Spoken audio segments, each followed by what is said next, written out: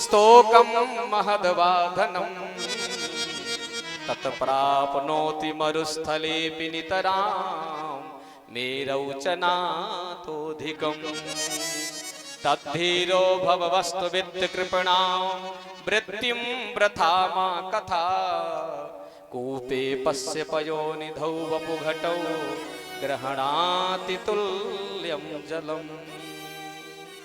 भर्तृहरि ने कहा कि यत्र हात्रा निज भाल पट्ट लिखतम, जो विधाता ने आपके लीलार में मस्तक पर लिख दिया है एक बार, स्तोकम महद्वाधनम, चाहे वो कम हो चाहे ज्यादा, उतना ही मिलना है आपको। चाहे आप सुमेरु पर्वत पर चले जाओ, चाहे मरघट पे चले जाओ, मिलना उतना है जो आपके भाग्य में है। यद्धाता निज भाल पट्ट लिखतम स्तोकम महद्वाधनम तत्प्राप्नोति मरुस्थलेऽपि नितरां मेरौ च नातोऽधिकम्। इसलिए भर्तृहरि जी कहते हैं कि संसार के कंजूस और कृपण व्यक्तियों के सामने कभी हाथ मत फैलाओ। क्यों फैलाते हो जब परमात्मा ने उतना ही तुम्हें दिया है। जैसे एक बाल्टी लिया जाए और बाल्टी को ले जाकर के कुआं में डाला जाए तो उस बाल्टी से कितना पानी निकलेगा? जितना उस बाल्टी की क्षमता है उतना ही पानी उस बाल्टी में आएगा। और हम सोचे कि नहीं भाई कुआं छोटा होता है इसलिए इसको छोड़ करके हम चलो सागर में डालें उस बाल्टी को, तो क्या वो बाल्टी में पानी ज्यादा आएगा?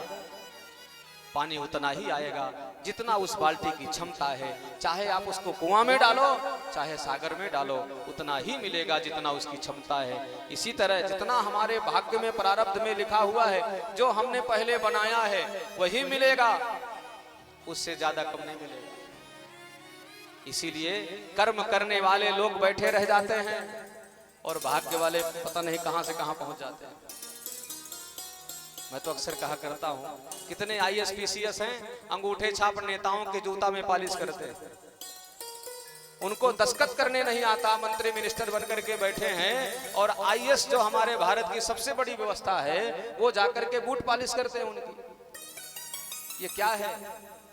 कर्म करने वाला आईएएस बना है, भाग्य वाला उसके ऊपर उसका राज कर रहा है, उसके ऊपर बैठ करके उससे सेवा करवा रहा है।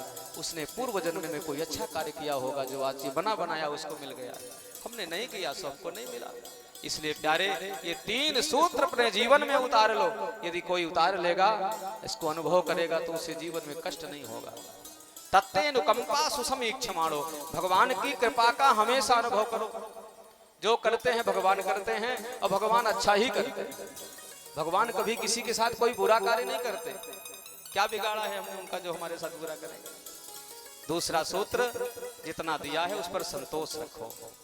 तीसरा सूत्र है हृदवाग बपुर भीर विदधन नमस्ते, हृदय से, वाक यानी वाणी से, हृदय से भगवान को प्रणाम करते चलो।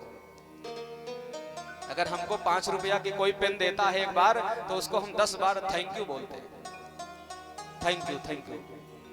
पर भगवान ने हमें सब कुछ दिया है, क्या नहीं दिया है? सुंदर शरीर दिया है, विवेक दिया है भगवान ने, हमें भोजन के लिए व्यवस्था किया है, परिवार दिया है, समाज दिया है, भगवान ने क्या नहीं दिया? और हम कितनी देर तक भगवान का धन्यवाद करते हैं जरा बताइए तो। कोई बैठता है उसके पास बैठ करके कहता है कभी कि प्रभु ये सब आपका ही तो दिया था, मैंने क्या किया है इसमें? कोई धन्यवाद नहीं करता। उनको बार बार प्रणाम करो, उनको बार बार धन्यवाद करो कि प्रभु आपने ही दिया है, आपका ही दिया हुआ है, इसको संभाल करके रखना।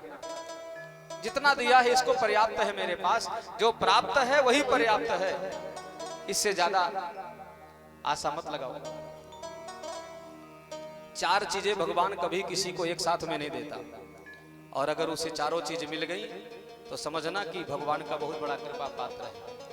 ध्यान दीजिएगा और जरा मिलाइएगा कि हमको मिली है इसमें चीजें कि नहीं मिली है। ये चारों चीजें हमारे पास हैं कि नहीं है?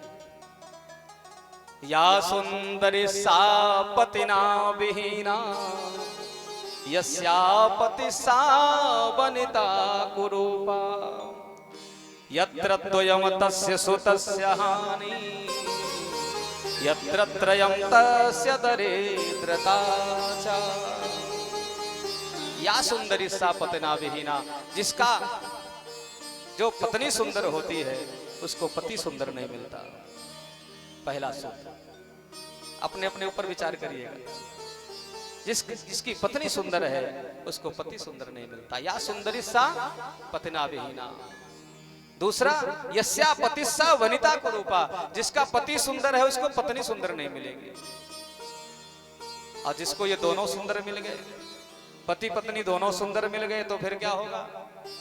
तस्य सुतस्य हानि, उसको संतान नहीं होगी।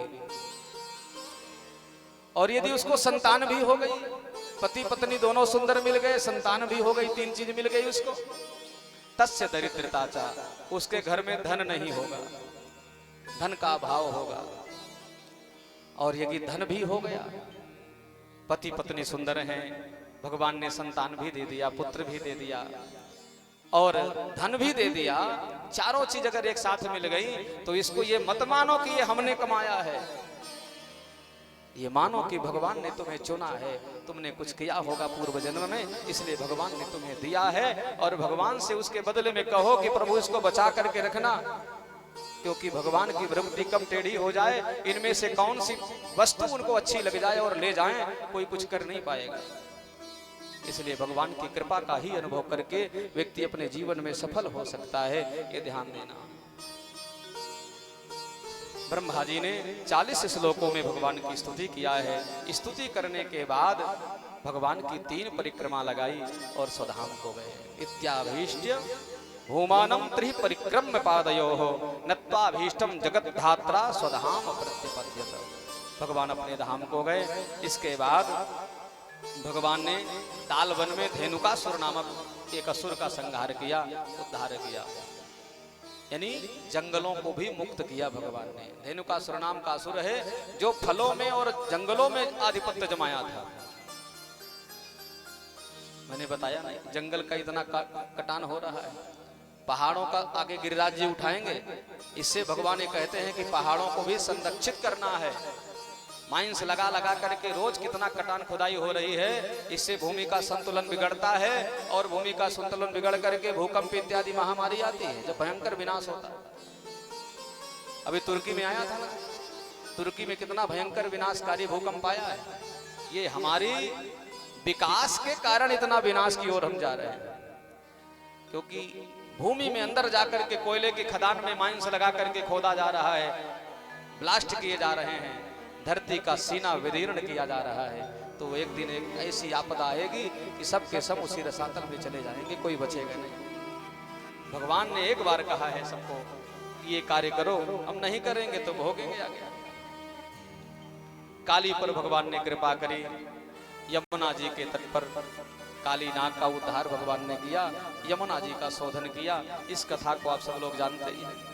रहस्य केवल एक ही है, मैंने बताया कि जल का संरक्षण भगवान ने किया। आज यमुना महारानी की स्थिति देख लीजिए। हमारे प्रयागराज में तो कुछ ठीक है, आप ऊपर चले जाइए मथुरा, वृंदावन, दिल्ली की ओर, एक नाले के रूप में परिवर्तित हो चुकी है यमुना महारानी। ऐसी स्थिति बन गई। जिन यमुना महारानी के लिए भगवान काली नाग से लड़ गए, काली दह में कूद गए, आज उन यमुना महारानी की क्या स्थिति हो रही है आप सब देख पा रहे हैं। इसीलिए नदियों का संरक्षण, जितनी नदियां चलती थी सब बहा करती थी 12 महीना, आज एक बूंद पानी किसी में नहीं है। लोग प्यासे मर जाएंगे, यह ध्यान रखिएगा अगर हम ऐसे ही करते रहेंगे। भगवान की कथा है, भगवान ने इतना कुछ हमारे लिए किया है, पर हम लोग अभी भी केवल कथा सुन करके चले जाते हैं, प्रसाद लेकर के सोचते हैं कि हमारा कल्याण हो जाएगा। कल्याण तो होगा, पर जब आप उनकी बताई बातों पर अपने ऊपर अमल करेंगे, शोधन करेंगे, तब। काली दह पर जाकर के भगवान ने काली नाग का उद्धार किया। वेणु गीत के माध्यम से गोपियों ने वेणु को उलाहना दिया है। भगवान ने चीर हरण करके गोपियों के सारे चीर को हरण किया। बताया कि जिनको हम जिस भावना से आप हमें भजना चाहती हैं, हमें आकर के रासलीला में मिलना। यज्ञ पत्नियों पर भगवान ने कृपा करी जाकर के मथुरा में, और इसके बाद भगवान इंद्र यज्ञ का निवारण करते हैं। एक दिन की बात है, प्रातः काल भगवान उठे, देखा कि मैया यशोदा सुंदर पकवान बनाए रही थी। देख करके मैया को कन्हैया कहते हैं कि मैया आज कोई